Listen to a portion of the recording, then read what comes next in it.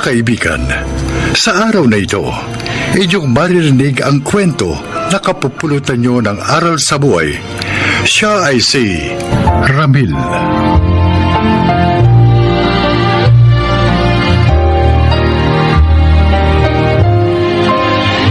Isa akong security guard.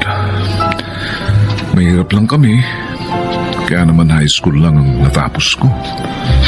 Kaya lang mapasok ako sa trabahong ito ay labis ko itong pinahalagahan. Pakinggan po ninyo ang paglalahad ko.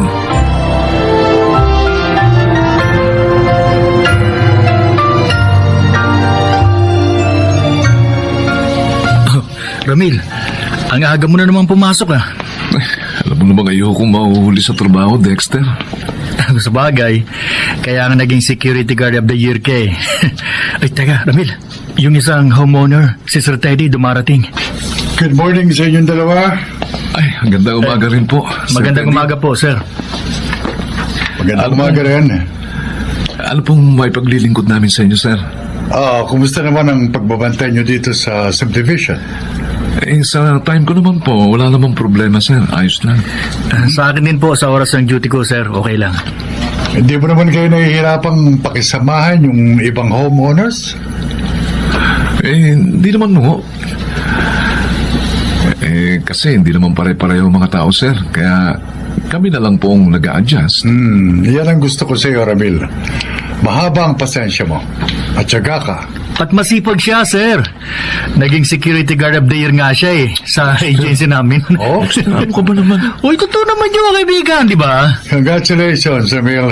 Eh, sir. Oy, mamaya nga pala, after ng duty mo, ha? Puntahan mo ko. May mahalaga akong sasabihin sa'yo. Sige. Maiwan ko na kayo, ha? Sige po. Dexter, narinig mo ba yung sinabi niya? Oo naman. Pinapapunta ka ng kamukha mo sa kanila. Tigilan mo nga yung pagsasabing kamukha ko si Sir Teddy. Eh kasi naman magkahawig Mas talaga kayo. matangkad at mas mataba ako kaysa sa kanya, no? At mayaman naman siya. Samantalang ako mahirap lang. Kaya hindi kami magkamukha. Oo na, sige na. Pero ano kaya sasabihin niya sa'yo?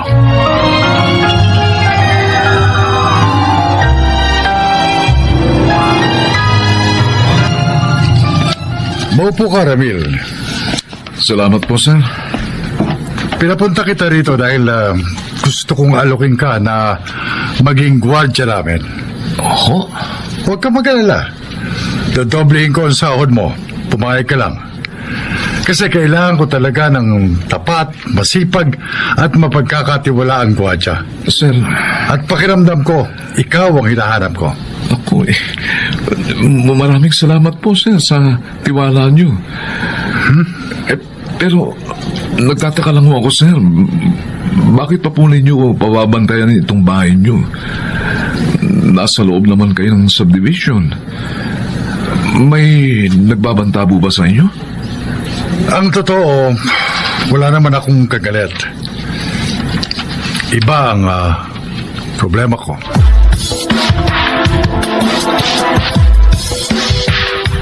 Anak, eto ng kape mo. Oh. Ay, salamat, Nay. Mabalik tayo doon sa kwento mo sa akin kanina. Ibig mong sabihin, anak, tinanggap mo yung alok ng mayamang iyon? Opo. Ako, kung sabagay magandang alok niya, bukod sa dobleng sahod, libre ka pa sa pagkain. Mas makakaipon ka. At hindi lang po yun, Nay. Mabait po si Sir Teddy. Hindi po siya matapobre kahit mayaman. Kaya gusto ko po siyang matulungan sa problema niya eh. Ha? Bakit, anak? Ano bang problema niya? Ang tagal mo namang dumating, Cheya. Nakailang text ng kapatid mo. Si Kuya naman, sobrang atat naman sa'yo. Miss ko na nga rin naman siya. 2 days na kami hindi nagkikita. Eh, bakit nga ba? Nag-iingat lang. Nakita mo yung lalaki nagbukas sa'yo ng gate kanina?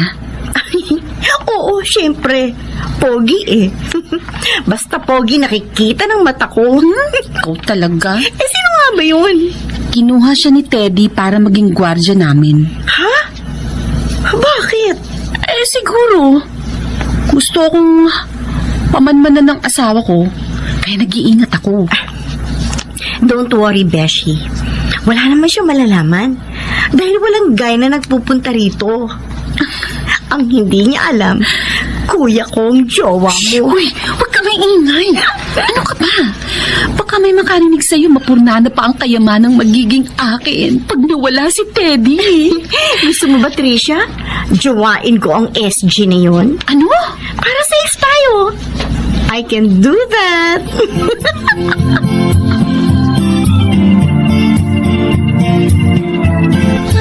Kung ganon, nagtataksil sa amo mong lalaki ang kanyang asawa. Opo, Nay. Yun ang narinig ko sa usapan ni na Ma'am Tricia at ng kaibigan niyang si Chea. Ay, naku. Kawawa naman ang Sir Teddy mo. Oo nga, Nay. Ewan ko pa, kung bakit nagawa pa yun ni Ma'am na lukuhin siya. Mabait at gwapo naman si Sir Teddy. Mayaman pa. Yan. Yan ang malungkot na katotohanan ng buhay, anak. Kung papaanong may mga lalaking babaero, may mga babae ring lalakero. Hindi marunong makontento. Ano? Sinabi mo na ba sa amo mo ang natuklasan mo? Hindi pa po eh. Kasi Nay, gusto kong makakuha pa ng ibang ebidensya. Kaya plano ko na subaybayan sina Chea at Ma'am Tricia.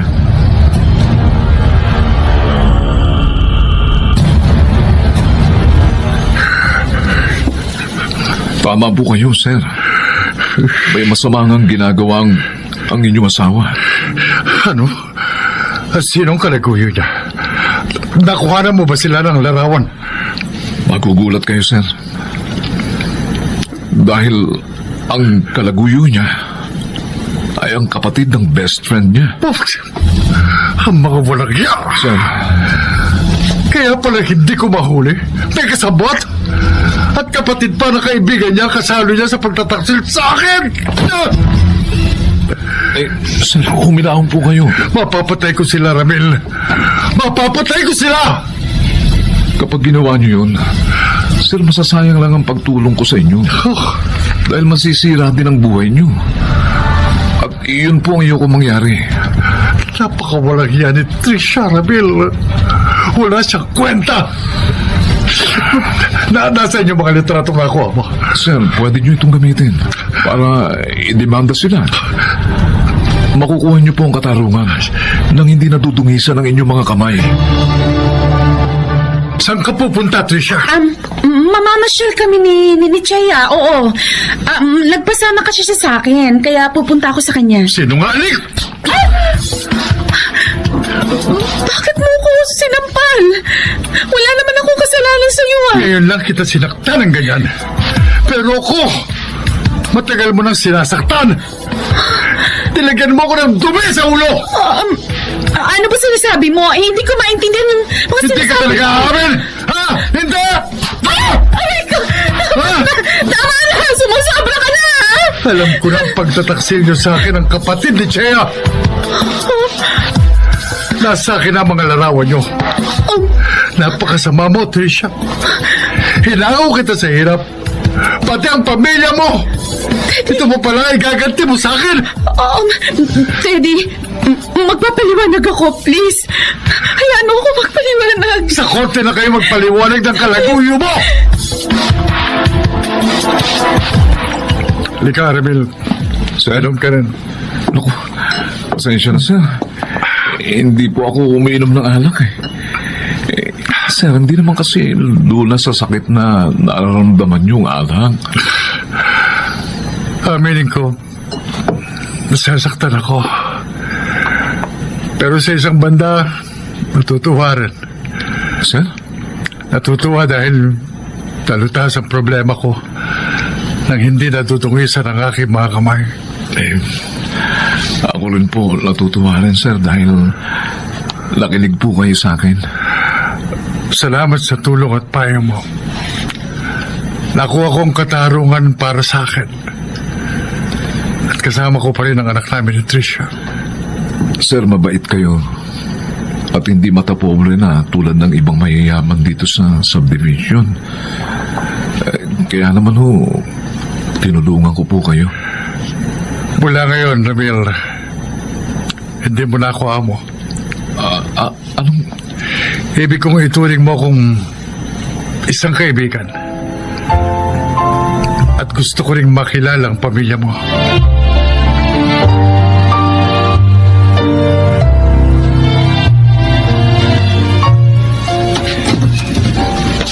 Magandang hapon po, Aling Maura. Oh, Dexter. Ikaw pala. Ramil po, nandiyan po ba?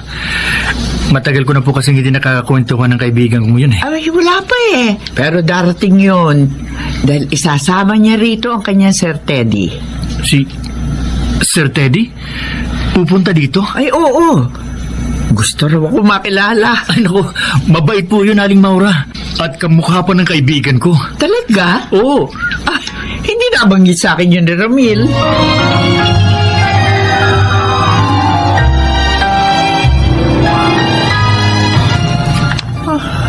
Diyos ko. Totoo nga pala ang sinabi ni Dexter. Kamukha ni Ramil. Ang lalaki ito. Sir. Nagulat si Inay. Hindi ko sinabanggit sa kanya na magkamukha tayo. Magandang hapon po, Aling... Maura. Maura po, sir. Maura Cristobal. Maura? Maura Cristobal? Inay?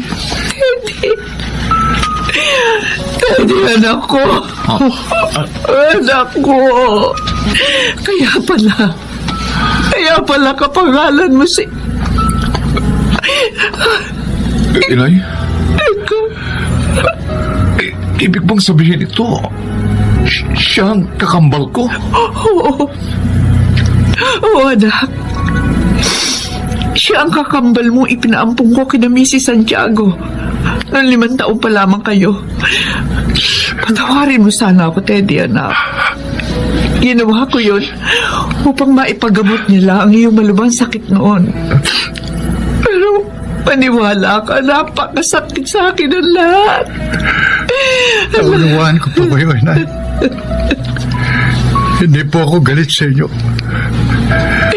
Sinabi rin po sa akin ni na Mami na wala po kayong hininging pera sa kanila. Ang gusto niyo lang ipaggamot nila ako. Totoo yun, anak.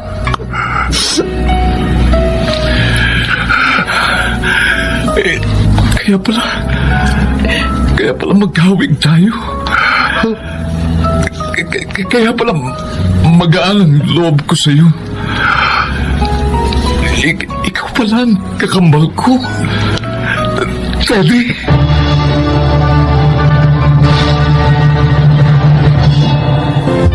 Masayang-masaya kaming lahat ng mga sandaling yun. Dahil isang matamis na katotohanan ang nahayag sa amin. At yun na rin ang naging simula ng pagkabuo ng aming pamilya. Sana po naibigan nyo at kinapulutan ng aral ng aking inilahad.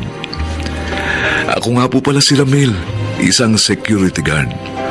At ito ang aking buhay.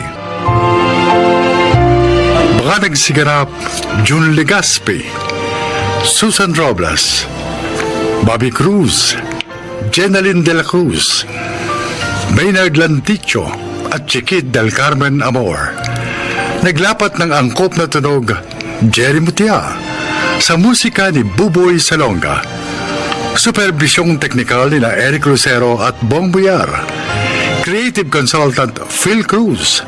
Katulong sa produksyon Anching Cruz.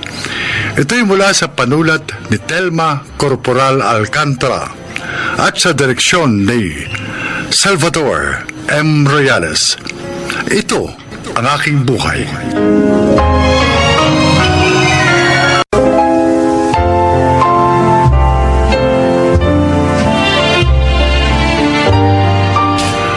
Mga kaibigan, sa araw na ito, inyong maririnig ang kwento na kapupulutan nyo ng aral sa buhay.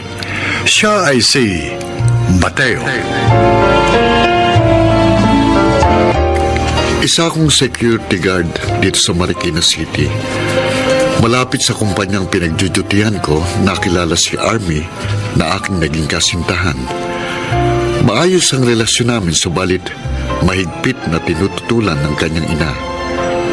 Pakinggan po ninyo ang aking kasaysayan na harinawang kapulutan ng isang magandang aral sa buhay.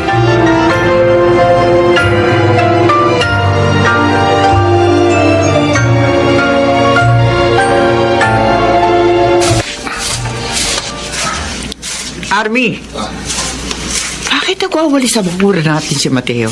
Ay, mapilit na eh. Kahit pigilin ko, ayaw. Pagkatapos nga raw niya magwalis, maglilinis siya ng bahay, mag-iigib ng tubig, at kung ano pang pwede niyang magawa dito sa atin.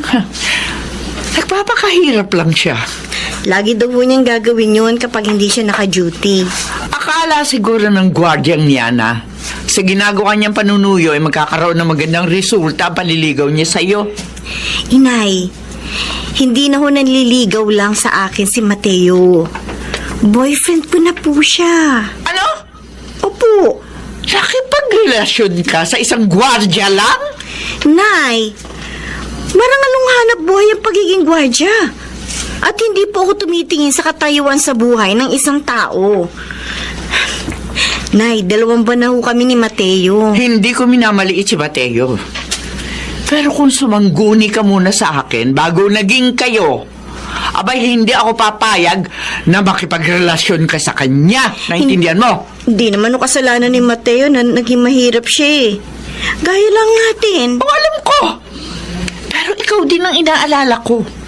Ayokong balang araw magsisi ka.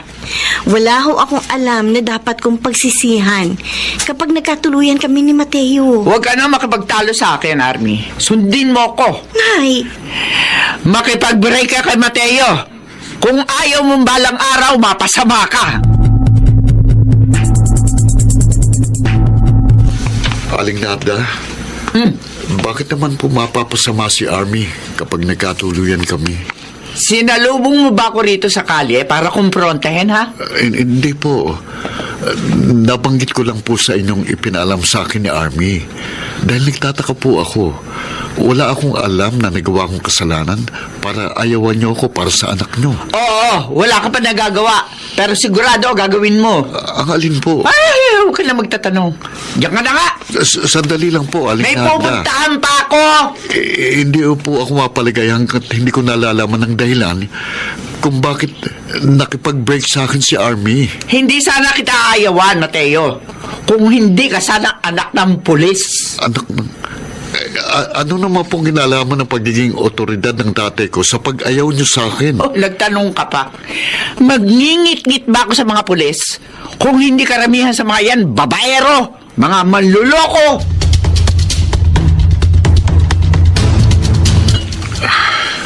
Rael, Oh.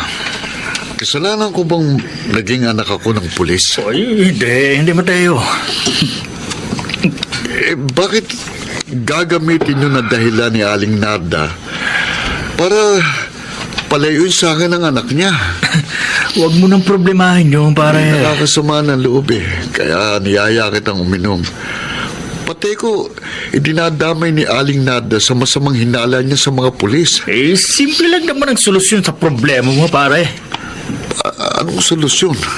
Eh, patunayan mo sa nanay ni Army na mali ang hinala niya sa'yo para hindi ka na ayawan na magiging biyanan mo.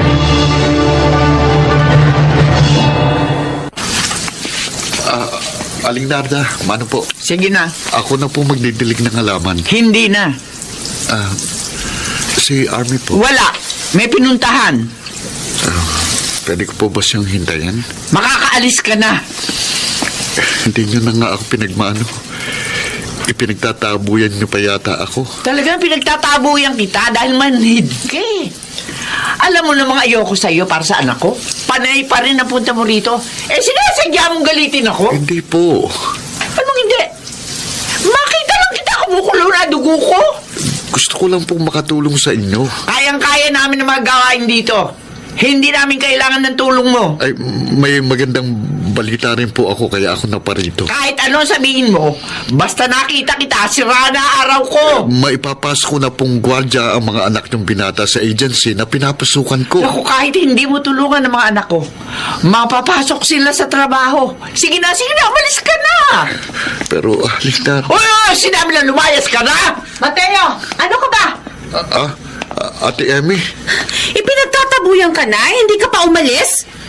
Akala ko kung sinong pinagbubuliw ang pagdaan ko rito, ikaw pala. Ano ka ba?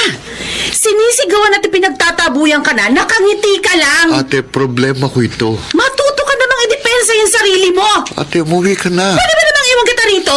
Pumapayag kang bastusin ang bastos na matandang yan? Hoy!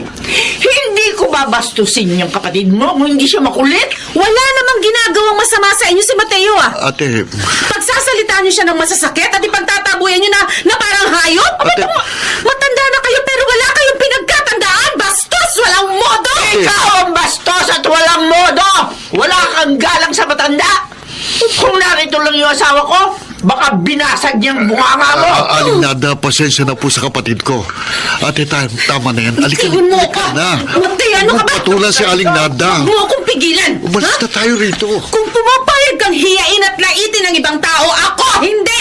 Kahit sino sa pamilya natin ang apihin ng kahit sino, makikipag-away ako!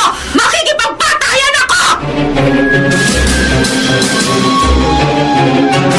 Ano, Mateo? Kung payag ako, napakasal na kayo ni Army? Opo, Mang Pinong. Bilang ama po ni Army, karapatan yung malaman ng plano namin ng inyong anak na pakasal na. Okay lang sa akin yun. Ako, Pakasal na kayo. maraming salamat po. Makakasal na kami ni Army. Ano? Eh, Ano makakasal na kayo ni Armin sinasabi mo? Aling Nada. Narda, Nako, Pinong! Hindi ka magdidesisyon para sa mga anak ko. Aling Nada. Hindi ako papayag na mapangasawa ni Armin ang Mateo na ito. Hindi! Kahit ano mangyari!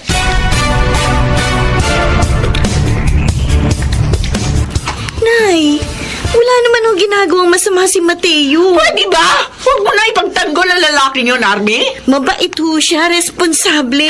Magtigil ka! Anong klase kang anak? Ako na sariling magulang mo kukontrahin mo? Susuwayin mo? Dahil sa ibang tao? Sobra naman ho kasi kayo, Nay. Kapakanan mo lang ang inaalala ko. Pinagmamalasakitan lamang kita. Dahil gusto ko mapabuti ka. Kaya iniiwas ko makapag-asawa ka ng isang lalaki balang araw magpapahirap at magpapaluha lang sa'yo. Kung ako ang tatanungin ninyo, mas mabuti pa ho niyo na akong pagmalasakitan. Ano? Wala namang ginagawa masama si Mateo. Sinisikap niya mapalapit sa inyo. Pero kahit anong gawin niya kabutihan sa pamilya natin, baliwala sa inyo. Pinakikitunguhan niya pa rin siya ng hindi maganda. Sinisigawan, tinatarayan, pinagtatabuyan, hinihiya niyo. Hindi na kayo naawa sa tao. Hindi na kayo nakonsensya. Alam niyo ba sa lahat ng pang-aapi ninyo kay Mateo, ako ang higit na nasasaktan. Awang-awa ako sa kanya, Nay. Dahil mahal ko si Mateo. Mahal na mahal ko siya.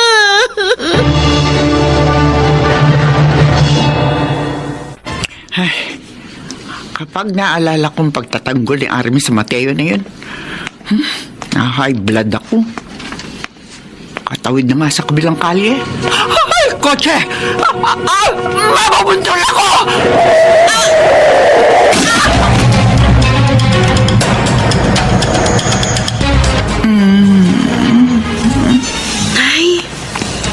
Nay, salamat na tauhan na kayo. Armin, Pinong, sabi ng doktor, kapag nagkamali ka, ligtas ka na sa peligro. Mabuti na lang, hoy, Nay. Nang mabundol kayo ng kotse, may nakapagsugod ka agad sa inyo dito sa ospital. At ang nagdala sa'yo rito, ang nag-donate din ng dugo na kailangang maisalin agad sa'yo. Salamat ho. Katipo ng dugo ninyo yung dugo niya. Kaya naagapan kayong mailigtas ng mga doktor. Utang ko pala ang buhay ko sa tumulong sa akin. Totoo yun. Malaki ang utang na loob natin sa kanya. Malaki ang dapat nating ipagpasalamat kay Mateo. Si Mateo? Aling Narda, Oh. Sandali at maiwan ko muna kayo. sige pa. Ako pong nagkataong malapit sa pinangyarihan ng maaksidente kayo. Sakto naman pong may nagdaan na mobil. Tinulungan po ako ng isang pulis na madala kagad kayo dito sa ospital. Pulis? Kayong dalawa ng pulis ang nagtulong para maisalba ang buhay ko sa tiyak na kapahamakan. Opo, Aling Narda. Hindi ko akalain kayong mga tao na pilit kong iniiwasan at kinamumuhian. Ang siya pang dapat kong talawan ng utang na loob sa ngayon. Yun nga rin pong ipinagtataka ko sa inyo. Mabigat ang loob niyo sa akin dahil anak ako ng pulis. Meron po ba kayong mapait na karanasan sa mga pulis? At ganun na lamang ang galit niyo sa kanila? Oo, Mateo. Bata pa ako noon na mangyari ang lahat. Pero bumabalik pa rin sa akin, sa aking alaala, sa tuwing makakakita ko ng pulis. Aling Narda, Kitang-kita ko kung papaano at sa pilitang dukutin ang aking nakatatandang kapatid ng 2 pulis. Pinagbintangan siyang kasapi sa mga taong labas. Kalipas ang ilang araw, patay na ang kapatid ko ng matagpuan. Wala noon hanggang ngayon. Nakatanim yun sa aking isipan. Pero mahabang panahon na ang pangyayaring yun. Dapat na sigurong ilibing na sa limutan lahat. tama po kayo. Dahil hindi niyo po matatagpuan ang katahimikan sa inyong puso kung may mabigat kayong dinadala sa dibdib. Kaya sana po matuto kayong magpatawad. Mateo, naunawaan na kita. Mas magiging maganda nga siguro kung ibabalik ko ang dating respeto at paggalang sa mga pulis. Salamat po. At nagising na kayo sa katotohanan. Sa iyo man, Mateo. Naging masama ang aking trato. Kalimutan niyo na po yun. Ang mahalaga po, ligtas na kayo sa tiyak na kapahamakan. Sa pagsang-ayon ng ina ni Army sa aming pagmamahalan, natuloy ang plano naming pagpapakasal. At naging maganda na ang pakikitungo sa akin ng biyanan kong babae, lalo pa nang magkaroon na siya ng apo sa amin. Naway kinapulutan niyo ng aral ang aking kasaysayan. Ako po si Mateo, isang manugang. Mga nagsiganap, Phil Cruz, Chiquit del Carmen Amor, Jun Legaspi, Susan Robles, Maynard Landicho, at Jenaline de la Cruz. Naglapat ng angkop na tunog Jerry Mutia sa musika ni Buboy Salonga. Supervisyong teknikal ni Eric Lucero at Bong Muyar. Creative consultant Phil Cruz. Katulong sa produksyon Anching Cruz. Ito'y mula sa panulat ni Orly Aquino. Direksyon Salvador M. Royales. Ito ang aking buhay.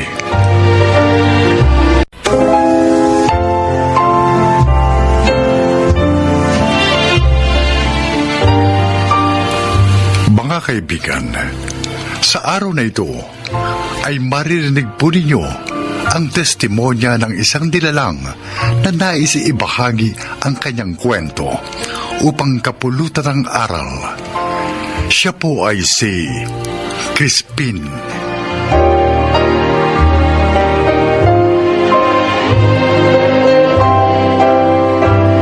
Magandang hapon po sa inyong lahat. Maraming pagsubok ang dumaan sa aking buhay.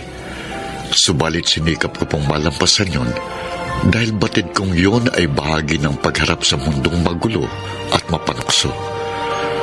Naglipa na sa ating lipunan ang mga bagay na tila mahirap paglabanan kung kaya tayo'y natutukso upang gumawa ng pagkakamali at kasalanan.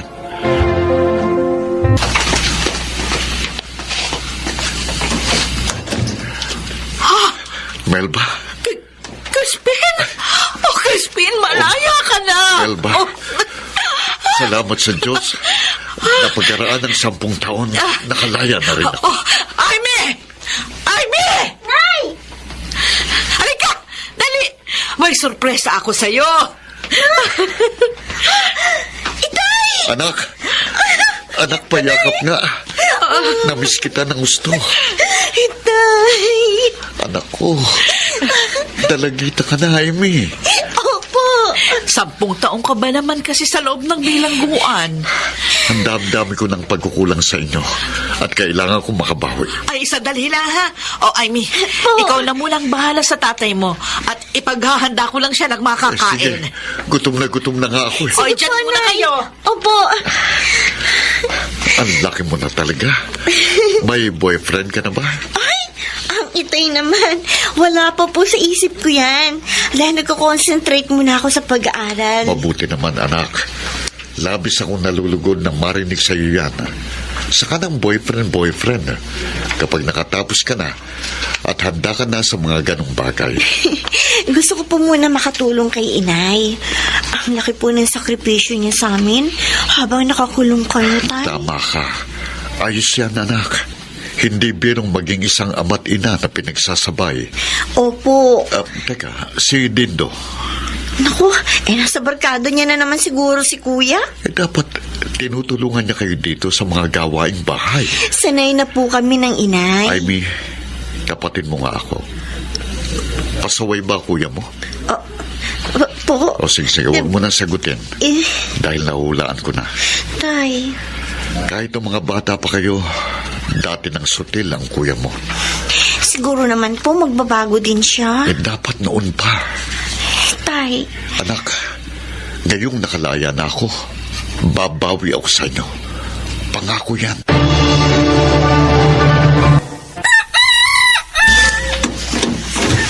Oh, anak. Madaling araw na. Saan ka ba nang galing? Nakatulog na nanay at kapatid mo, kaya ako na lang ang naghintay sa'yo. Wala naman akong sinabing hintayin niyo ako Sara niyo na nga yan. Hanggang ngayon ba, hindi pa rin nawawalang hinanakin mo sa akin? Bakit? Madali bang kalimutan na ang aking amay naging masama? Dindo. Hindi naman kayo makakapagkaila Dahil ayan, kalalabas nyo lang sa piitan. Dahil sumama kayo sa grupo nyong akyat bahay gang. Dala ng matinding pangailangan natin.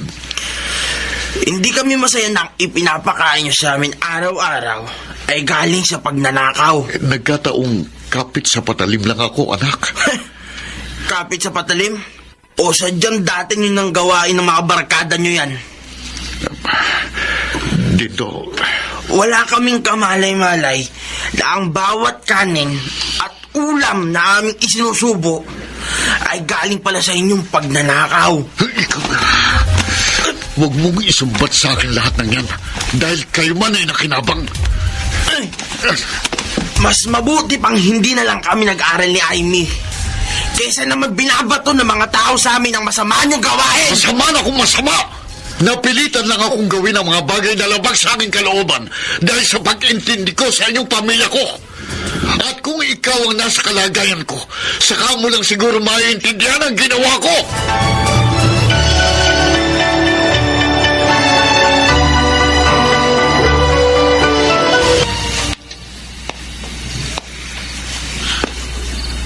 Anak, Inay, gising pa pala kayo. makikiusap lang sana ako sa'yo. Huwag mo nang paulit-ulit na sinusumbatan ng itay mo. Ipagtatanggol na naman ninyo. Naaawa na ako sa kanya. Nay, naaawa kayo sa isang taong masama. Huwag mong kalilimutan. Siya pa rin ang inyong ama. Pues, gusto kong malaman ninyong ikinahihiya ko siyang maging isang ama. Lapastangan! Sabihin pa man nating minsan siyang naging masama. Bakit? Wala na ba dyan sa puso mo at kalooban ang pagpapatawad sa isang amang nagkamali at nagkasala? Ha? Hanggang kailan mo dadalhin ang matinding galit at puot sa dibdib mo, ha? Hanggang kailan? Hanggang ako'y nabubuhay! Dina! Magbalik ka rito! Kinakausap pa kita! Huwag mo akong tatalikuran! Dina! Amy, napakalaki ng naging pagkukulang ko sa inyong magkapatid nang ako'y mabilang ko. Itay, wag na po nating ungkatin pa ang nakaraan. Tapos na po yun. Malaya na kayo. Sa pagkakataong ito, handa na akong magbagong buhay, anak. Nasa inyo po yun para patunayan ang bagay na yan. Bigyan lang sana ako ng isa pang pagkakataon ng lipo ng ating kinagalawan. At sana, matanggap na ako ng kuya mo dahil nais kong makabawi sa lahat ng aking naging pagkukulang sa inyo. Huwag po kayong mag-alala. Darating din ang araw na matatanggap kayo ni Kuya Dindo.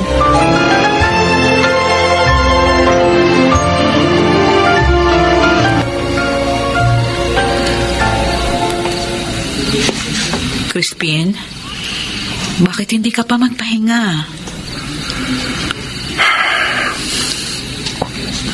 Iniisip mo pa rin ang anak nating si Dindo?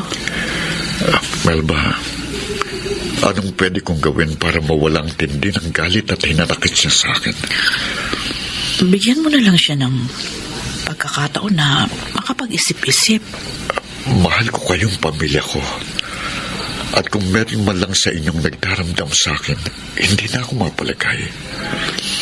Nauunawaan kita. Gusto kong maayos ang gusot naming dalawa ng anak kong si Tito.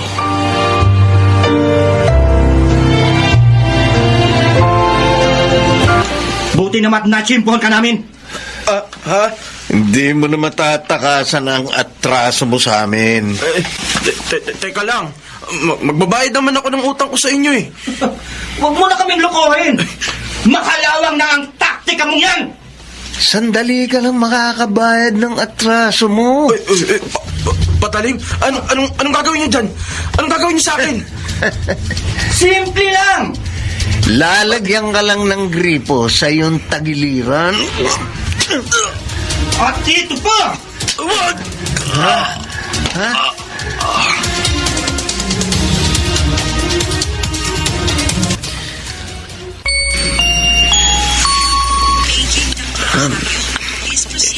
Inay. Anak, narito ka sa ospital. Nakita ng itay mo, nakahandusay ka sa lupa, kaya mabilis ka niyang isinugod dito. Si Itay. Kung hindi dahil sa kanya, baka naubusan ka na ng dugo at tuluyan ng nalagutan ng hininga. Si Itay. Anak, kumusta ka na? Itay. Sorry po sa mga nagawa ko sa inyo. Sorry po. Kalimutan mo na yun. Ang mahalaga, ligtas ka na. Sa ibinigay na pangalawang buhay ko ng Diyos, ipinangangako ko po sa inyo. Hindi ko na po ito sasayangin. Anak. Sisikapin ko pong maging karapat-dapat na anak para sa inyo. Dahil nakita ko po ang inyong kabutihan na sa kabila ng aking pagkukulang at galit sa inyong hindi po kayo nagtanim ng kahit katiting na hinanakit sa akin. Anak, mahal kita. Mahal kita dahil anak kita. Sorry po sa lahat, Titay. Sorry po talaga.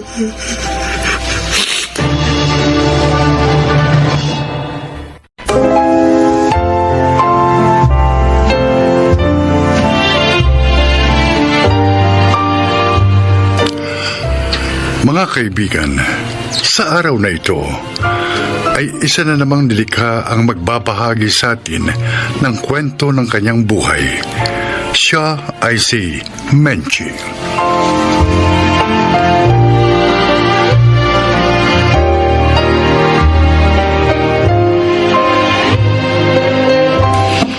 Maaga po ako naulila.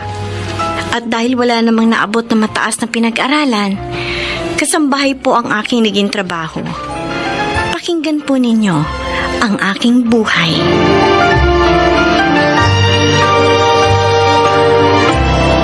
Menchi, bakit hinuhugasan mong mga yan? Hayaan mo na ako.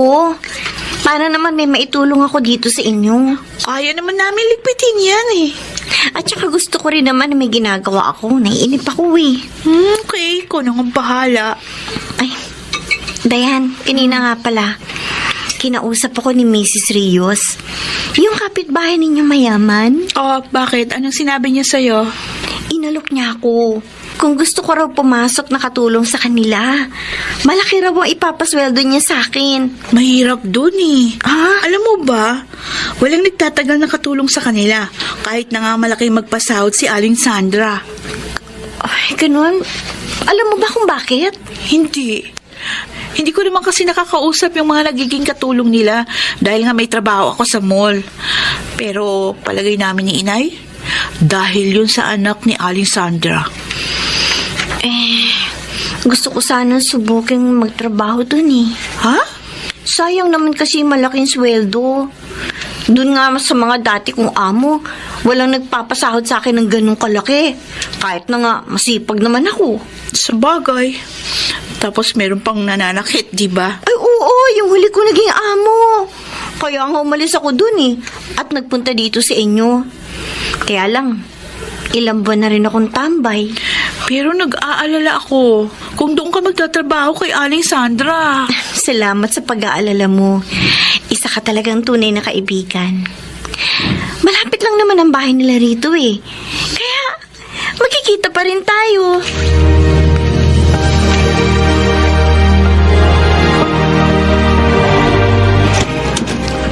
Ito magiging silid mo, Menchi. Maayos ito. Kaya ang gusto ko, panatilihin mong malinis. Pati ang kama, iingatan mo. Opo, Ma'am Sandra. Oo nga pala, tuwing Sunday maaari ka mag-day off. Pero sa mga araw ng trabaho mo, ayoko na may dumadalaw sa iyo. Sa day off mo, maaari yun. Maaari ka makipagkita sa kaibigan mo. Nakakaintindihan ba tayo?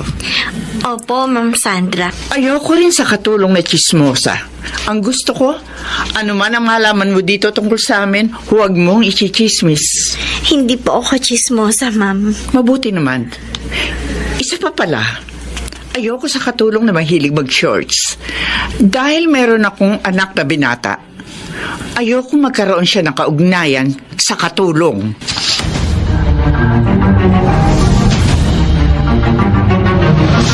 Boring na dito sa amin, Sunny.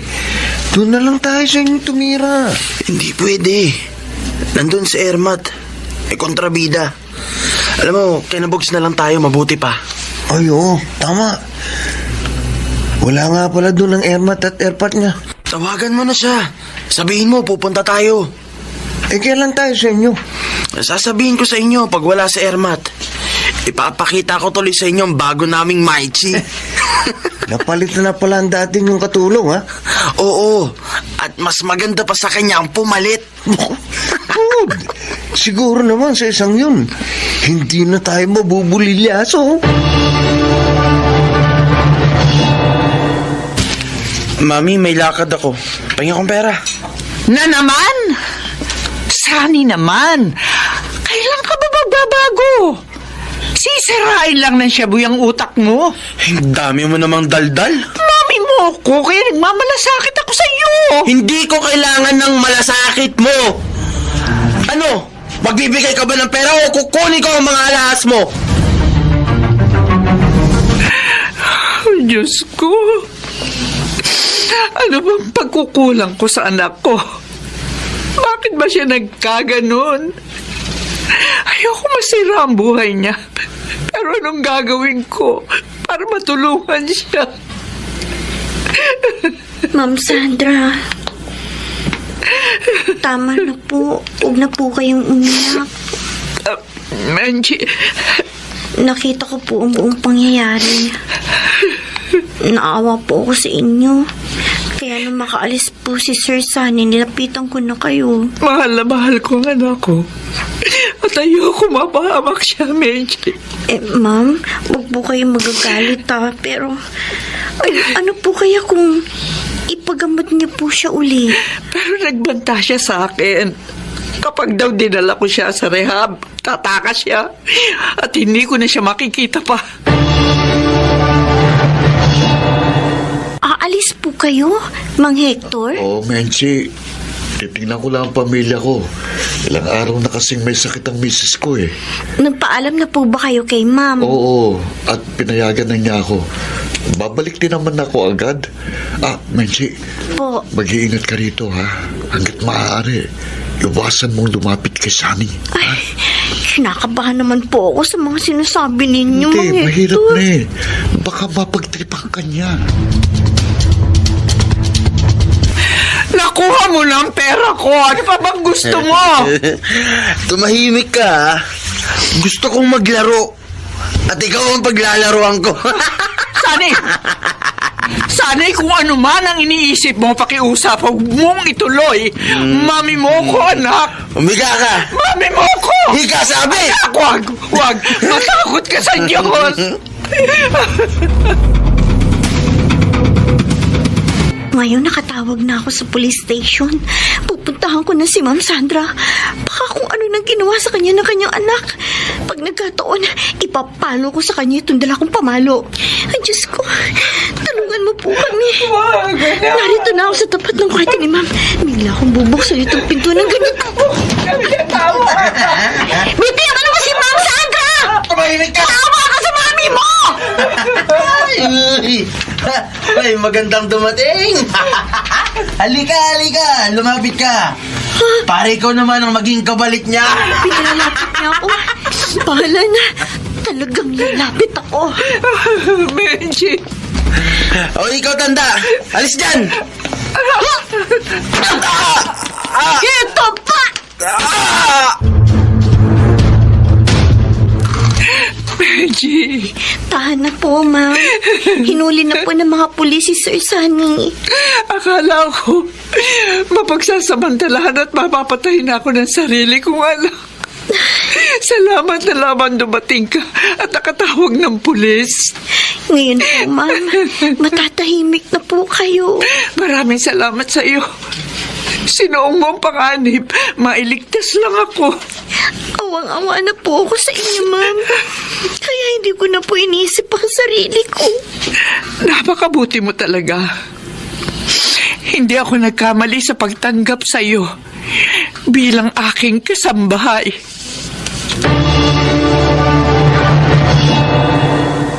Mula noon, naging mabait na sa akin si Ma'am Sandra. Pinag-aral din niya ako at kinuhang katulong sa kanyang negosyo. Sana po ay inyong kinapulutan ng aral ang aking inilahad. Ako po, si Menchie, dating katulong, at ito ang aking buhay. Mga nagsiganap: Chiquit del Carmen Amor, Rosana Villegas, Susan Robles, Angelo Alcantara, Leonel Benjamin at Phil Cruz. Naglapat ng angkop na tunog Jerry Mutia. Sa musika ni Buboy Salonga. Supervisyong teknikal Eric Lucero at Bong Muyara. Ito'y mula sa panulat ni Telma Corporal Alcantara. Creative Consultant Phil Cruz. Katulong sa produksyon Anching Cruz. Sa direksyon ni Salvador M. Royanes. Ito ang aking buhay.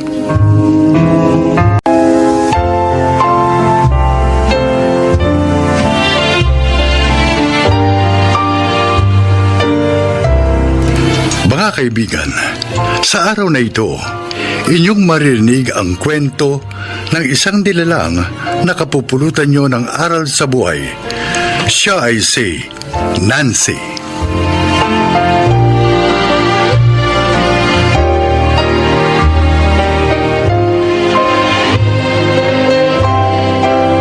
Ako'y 25 anyos, taga Mindoro, ngunit ang napangasawa ko'y taga Tanay Rizal. Nang magsama kami ni Ernie, nakipisan kami sa bahay ng kanyang mga magulang. Doon ko naranasan ang pagsubok sa aking buhay. Napakiwari ko'y hindi ko malalampasan. Pakinggan ninyo ang aking kasaysayan.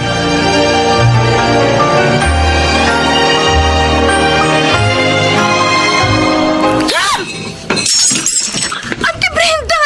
Bakit mo ibinatong pinggan sa sahig? Kahit basagin ko lahat ng kasangkapan sa bahay na to, wala kang pakialam. Wala kang pakialam dahil pamilya namin ito, Nancy! Muntik na ako natalsikan ng bubo. O bakit may reklamo ka? Wala! O talagang wala kang karapatan magreklamo kahit na anong gawin ko. Asawa ako ng bunsong kapatid mo. O hindi ka asawa ni Ernesto. Hindi pa kayo kasala, no? 3 araw na kami nagsasama sa Mindoro bago niya ako isinama dito sa inyo sa Tanay. Eh, kahit na 10 taon na kayo nagsama ng kapatid ko, anumang oras, pwede ka pa rin niyang hiwalayan. Kaya wala kang dapat ipagmalaki. Hindi naman ako nagmamalaki, ate. Huwag mo akong tawaging ate. Naalibad-balan ako. Bakit ka naman ganyan? Kapag narito sa bahay si Ernie, maayos ang trato mo sa akin. Pero kapag nagsusolo ako rito, pinagsusungitan mo na ako, tinatarayan. Para malaman mo, hindi ako pabor na nasapid ka sa pamilya namin. Ano bang gusto mong gawin ko? Para matanggap mo akong asawa ng kapatid mo. Wala! Nancy, kahit na anong gawin mo, hindi kita matatanggap na kapamilya! Hindi! Kahit kailan!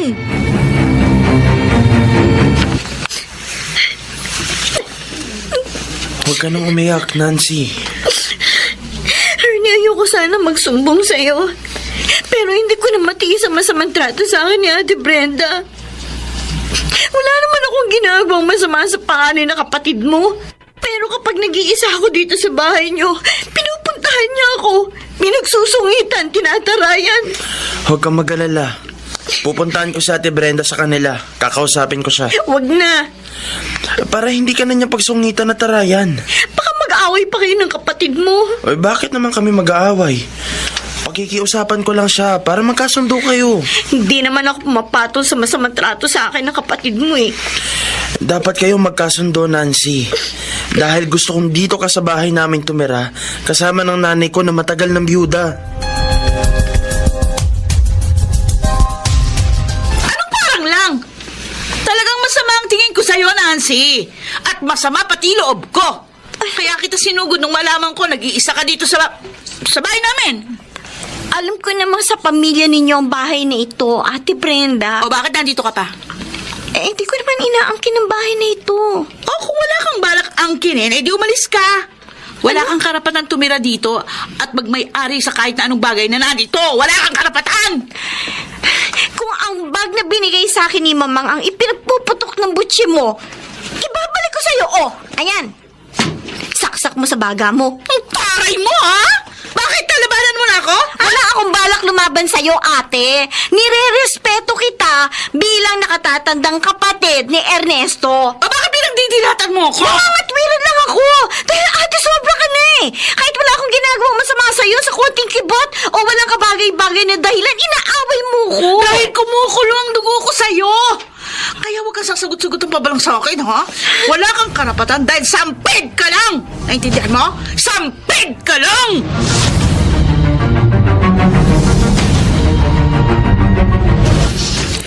Brenda, bakit ba sa tuwing aalis ako ng bahay namin, sinusugod mo doon si Nancy? Ano ba yung kinagagalit mo sa asawa ng kapatid mo? Hindi pa sila kasal ni Ernie. Kaya ayokong tawagin siyang hipag. Paalisin niyo siya sa bahay. Gusto ko nang bumalik sa bahay kasama ang pamilya ko. Ay, ayun. Di lumabas din ang dahilan ng pinagpuputok ng butsi mo. Gusto mong palayasin ko si Nancy sa bahay at kayo ang titira. Mamang, dati naman kaming doon nakatira. Binigyan ko kayo ng pagkakataong sa bahay tumira. Pero anong ginawa nyo? Wala na kayong ginawang mag-asawa kundi magbangayan, mag-away. Napakagulo ng pamamahay. Walang katahimikan. Kaya napilitan akong palayasin kayo. Mama! Ako mismo ang nagmungkahi kay Ernie na sa bahay na sila tumira ni Nancy. Para mayroon akong makasama sa bahay. At natutuwa ako dahil napakaayos niya sa bahay. Masipag, mabait, mapagkakatiwalaan. Kaya walang dahilan para paalisin ko siya. At para sabihin ko sa iyo ang totoo, nakakagaanan ko na siya ng loob.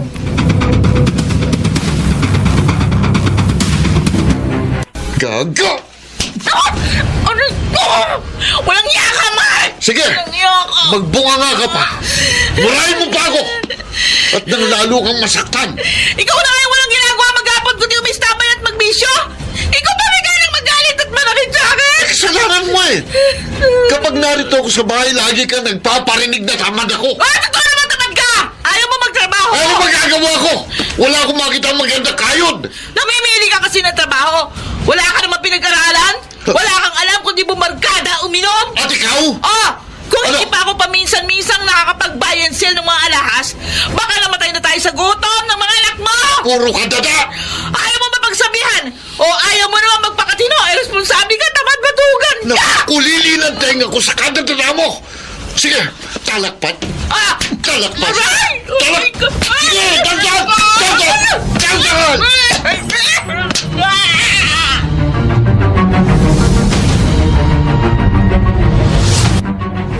Lumabas ka ng bahay, Nancy!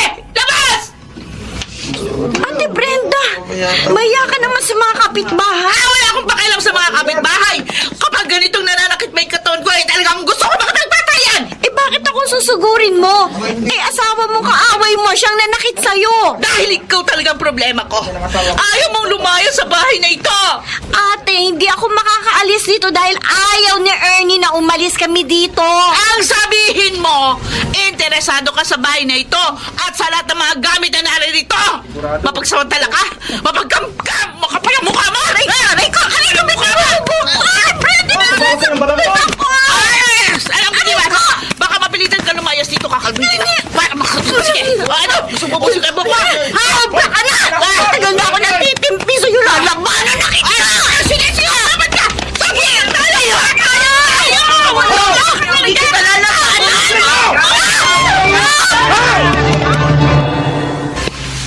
Ano problema? Ba't kayo nag-aaway? Ay, kasalanan mo yung kapitan eh! Isa-isa lang ang magsasalita. Kapitan, wala akong ginagawang masama sa kanya. Pero araw-araw ho niya ako inaaway. Kaya hindi na ho ako nakapagtimpi. Awayin ba naman kita? Kung hindi masama ugali mo? Ikaw ang masamang ugali, Ingitera. Ikaw, mapagsamantala, mapagkamkam. Tama na yan! Inawat na kayo ng mga tanod. Dinala na kayo rito sa barangay hall. Nag-aangilan pa kayo? Hindi niyo na ba ako nire-respeto? Eh, pasensya na ho, Kapitan. Nire-respeto ho namin kayo. Magkapamilya pala kayo. Tapos nag-aaway kayo. Ano ba pinag-aawayan nyo? Kung ano man yan, kalimutan nyo na. Magkasundo kayo. Sige, magkamay kayo. Oo, Kapitan. Ate Brenda, ganyan ka naman eh. Maayos ka lang makipag-usap kapag may kaharap na ibang tao. Pero kung makikipagbati ka lang sa akin ng plastikan lang, eh mabuti pa, wag na tayong magkasundo kahit kailan.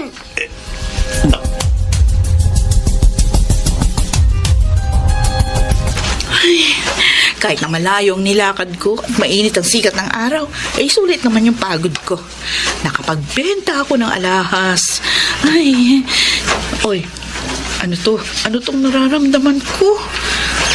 Nahihilo ko ah. Nagdidilim ang paligid ko.